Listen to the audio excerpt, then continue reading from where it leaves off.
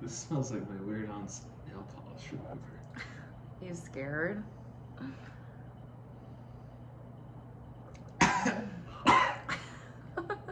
Lightweight. I told you that I was gonna drink you under the table. Where's your friend?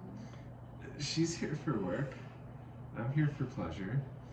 You were saying your insane job? Low tech is high tech. The cloud is too hackable, and all the tip top secret government stuff is just analog now. So your boss just hands you a folder of names, and you just like stick it in the hotel safe? You're like a Bond girl. Or no, you're more like Bond.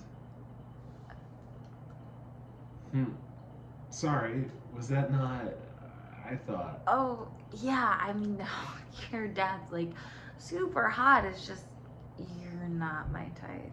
If this is about the documents, I didn't mean to pry. I won't tell. Documents. Oh, you thought that. Yeah, no. My boss would never trust me with those. I mean, I'm like her assistant. I mean, sometimes I lie a little to make myself sound a little more interesting. Let me get this straight. You've spent the past hour lying to me to pretend to be more interesting, and you don't want to sleep with me? I mean, you were the one buying the shots. One more? Cheers.